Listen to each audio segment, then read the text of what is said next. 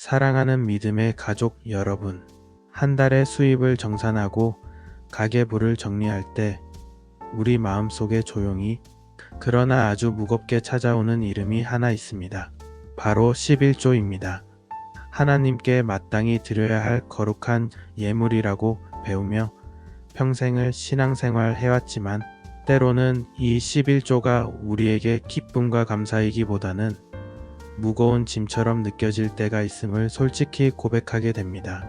특히 평생을 땀 흘려 일하고 이제는 정해진 연금으로 생활하시는 믿음의 선배분들에게는 이 11조의 문제가 더욱 현실적이고 버거운 고민으로 다가올 수 있습니다. 혹시 매달 11조를 드릴 때마다 기쁨과 감사보다는 부담감과 의무감의 마음이 무거웠던 적은 없으십니까?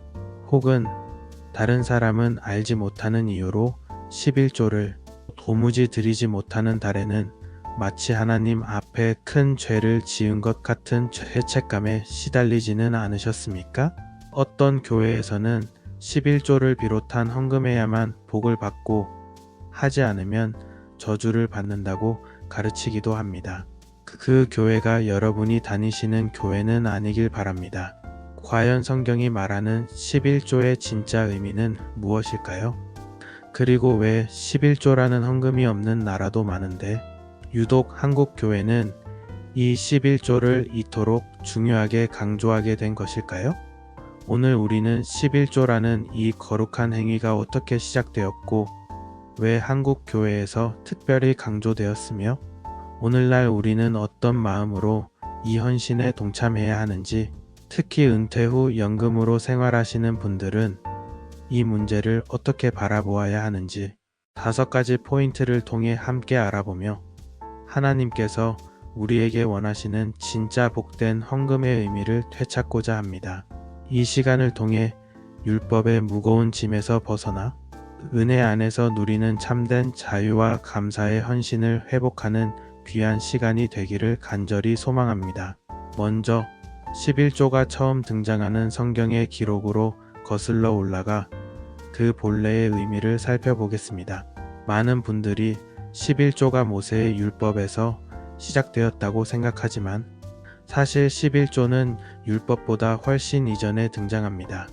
창세기 14장을 보면 믿음의 조상 아브라함이 전쟁에서 승리하고 돌아올 때 살렘 왕이자 지극히 높으신 하나님의 제사장이었던 멜기세덱을 만나는 장면이 나옵니다. 아브라함은 멜기세덱의 축복을 받은 후에 자신이 얻은 모든 것에서 10분의 1을 그에게 바칩니다.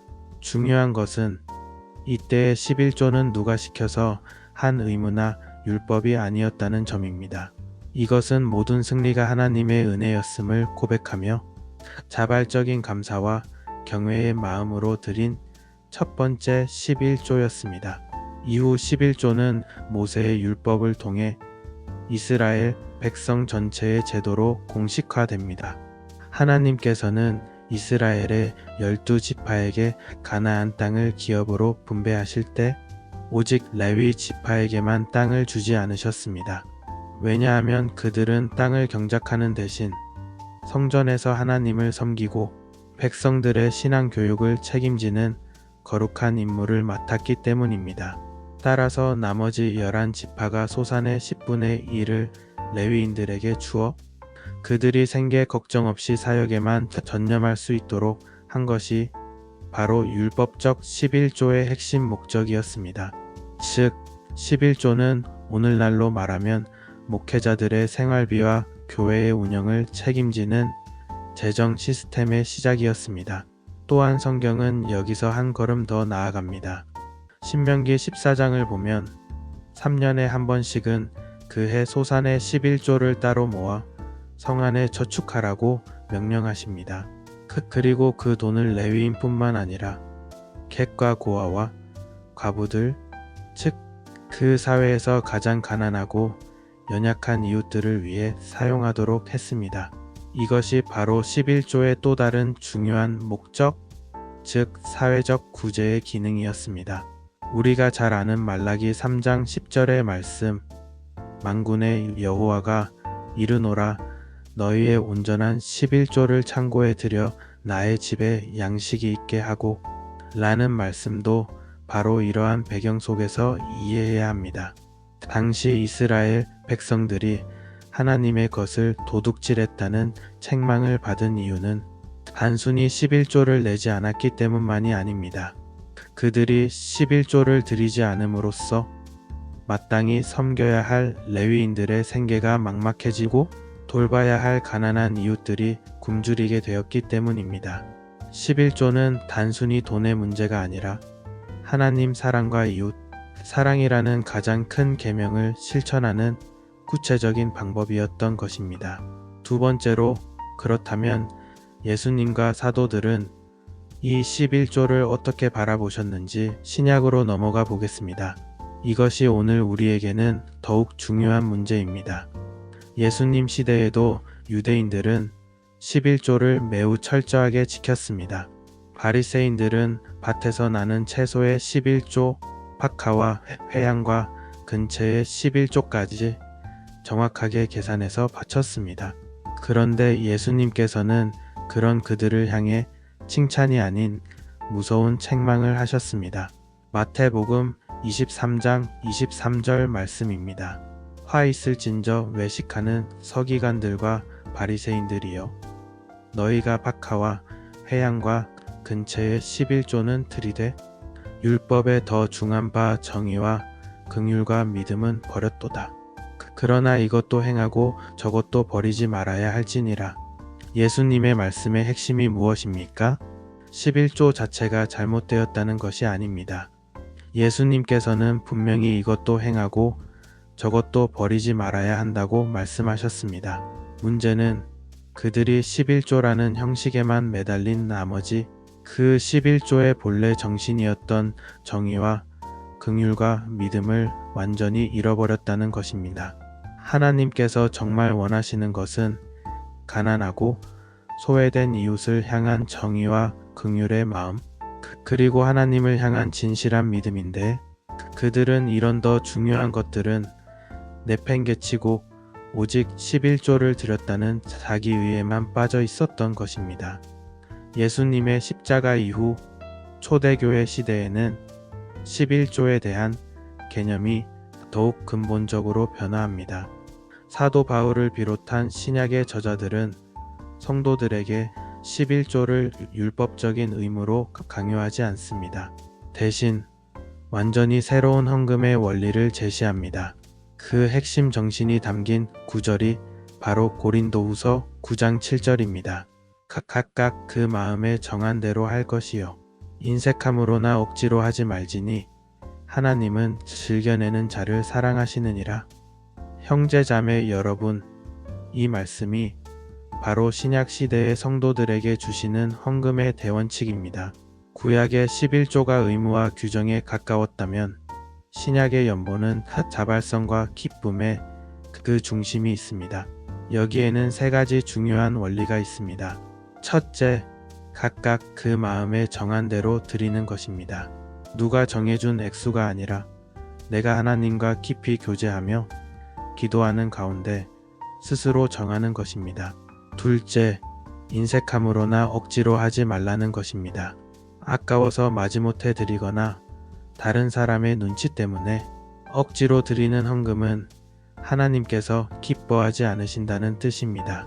셋째, 하나님은 즐겨내는 자를 사랑하신다는 것입니다. 하나님은 우리의 돈이 필요한 분이 아니십니다. 하나님은 우리가 드리는 물질이 아니라 그 안에 담긴 우리의 마음, 즉 하나님께 드릴 수 있음을 기뻐하고 감사하는 그 마음을 받으시는 분입니다. 신약의 성도들은 11조라는 율법을 넘고 금액에 상관없이 기쁘게 헌신하는 사랑의 법 아래로 들어온 것입니다. 세 번째로, 그렇다면 왜 유독 한국 교회는 신약의 자발적인 연보 정신보다 구약의 11조 의무를 그토록 강조하게 되었을까요? 여기에는 우리가 반드시 알아야 할 한국 교회의 눈물겨운 초기 역사가 담겨 있습니다. 초기 한국의 복음을 전하러 온 서양 선교사님들은 한 가지 큰 고민에 빠졌습니다.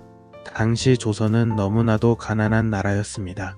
대부분의 성도들이 끼니를 걱정해야 할 정도로 굶주렸습니다. 이런 상황에서 교회를 짓고 전도사를 파송하고 성경을 보급하는 모든 비용을 미국이나 호주의 선교 본부에만 의지할 수는 없었습니다.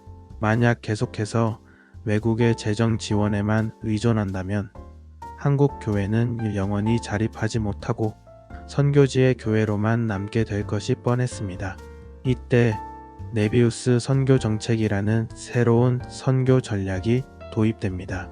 그 핵심은 자립, 자치, 자전이었습니다. 한국 성도들 스스로 교회를 운영하고 스스로 재정을 책임지며 스스로 복음을 전파한다는 원칙이었습니다. 이 자립의 원칙을 실현할 수 있는 거의 유일하고도 가장 효과적인 방법이 바로 11조였습니다. 왜냐하면 성경에 역사적인 증거가 있기 때문입니다. 선교사들은 한국 성도들에게 가르쳤습니다. 여러분의 교회는 여러분이 스스로 세워나가야 합니다. 하나님께서 주신 소득의 10분의 1을 구별하여 드림으로써 우리는 외국의 도움 없이도 우리 손으로 교회를 짓고 우리 민족 전도사의 생활비를 책임질 수 있습니다. 이 가르침은 가난했지만 영적 자존감이 높았던 초기 한국 성도들의 마음에 불을 붙였습니다. 그들은 쌀 한 톨이 아쉬운 상황에서도 소득의 10분의 1을 정확하게 구별하여 하나님께 드렸습니다.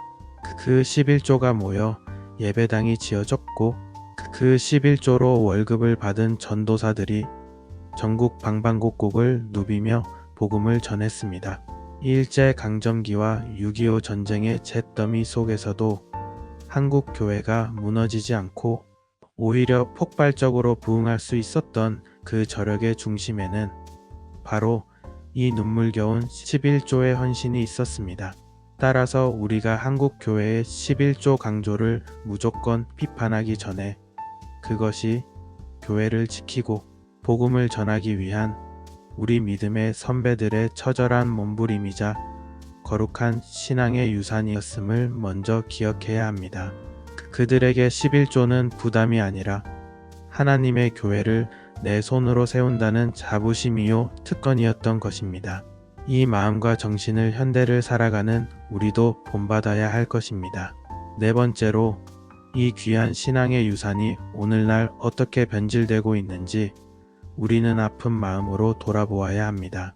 초기 한국 교회의 11조 정신이 교회를 세우기 위한 희생과 헌신이었다면 안타깝게도 오늘날 일부 교회의 11조는 그 본래의 의미를 잃어버리고 변질되는 모습을 보이고 있습니다. 가장 큰 문제점은 11조가 복을 받기 위한 조건이나 저주를 피하기 위한 보험처럼 여겨지는 기복신앙과 결합된 것입니다. 11조를 해야 사업이 잘 되고 자녀가 좋은 대학에 가고 건강이 회복됩니다. 만약 11조를 떼어 먹으면 하나님의 것을 도둑질하는 것이니 하시는 일마다 막히고 어려움을 겪게 될 것입니다. 이런 식의 반협박적인 설교가 강단에서 버젓이 선포되기도 합니다.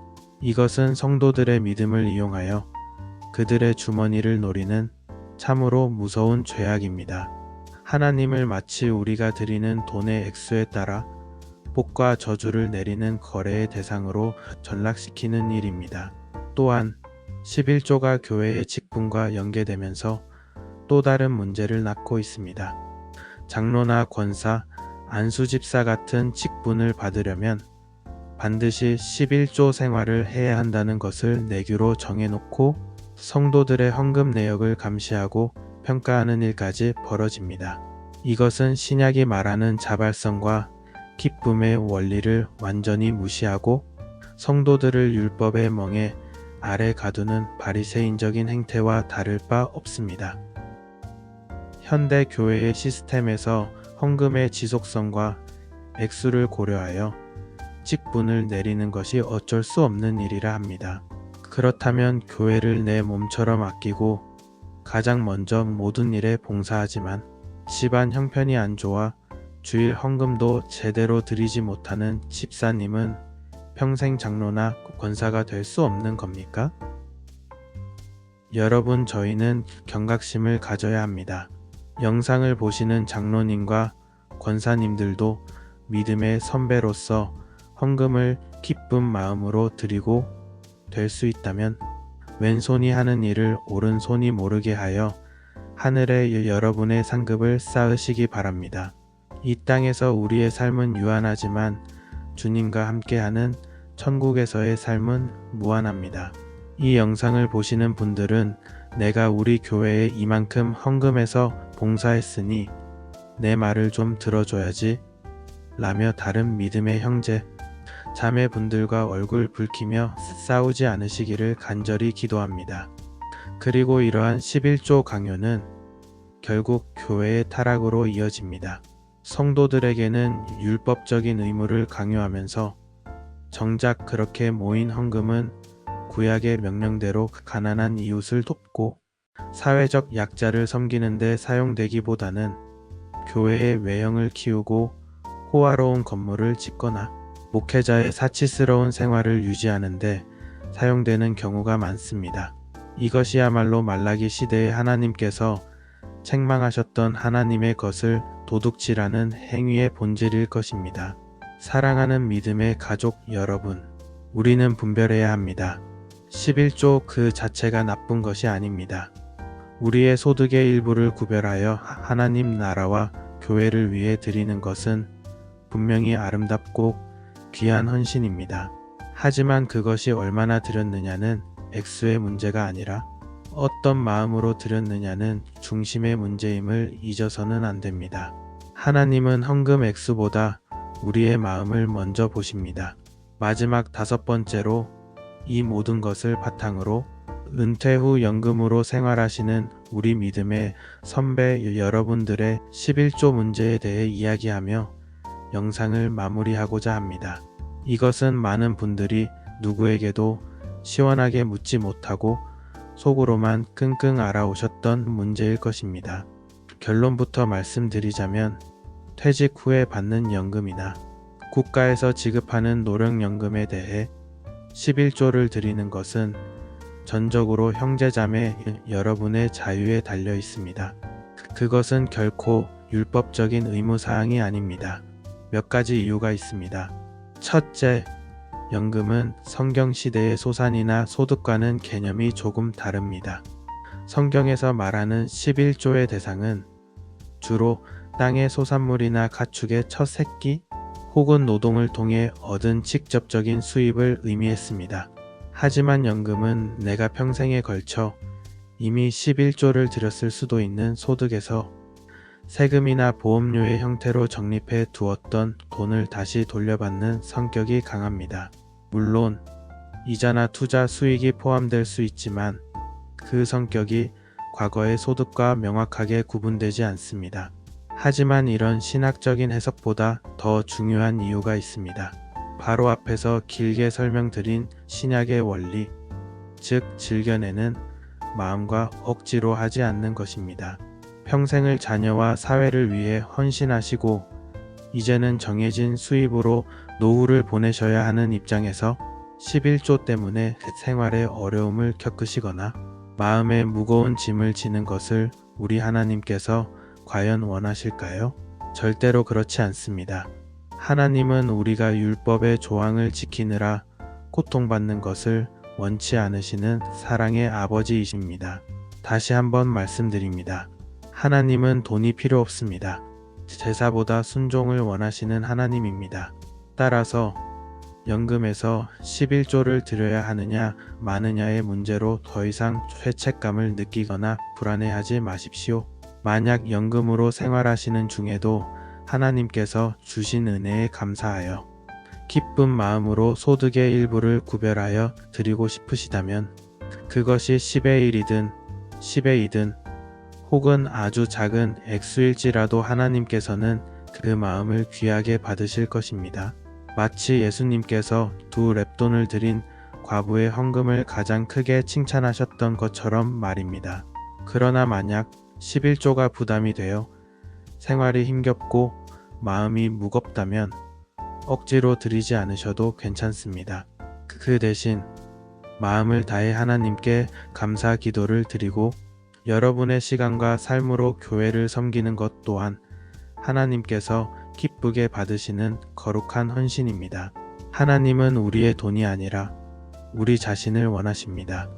오늘 우리는 11조의 여정을 함께 돌아보았습니다. 구약시대의 레위인과 가난한 자를 돕기 위해 시작되었던 거룩한 제도, 신약시대에 와서 율법을 넘어 자발적이고 기쁨으로 드리는 은혜의 원리, 그리고 초기 한국 교회 성도들이 교회를 지키기 위해 드렸던 눈물의 헌신. 하지만 오늘날 기복신앙과 율법주의로 변질된 안타까운 모습. 그리고 마지막으로 연금 11조는 의무가 아닌 자유와 감사의 영역이라는 사실을 나누었습니다. 이 말씀을 통해 11조에 대한 모든 무거운 짐과 오해를 내려놓으시길 바랍니다.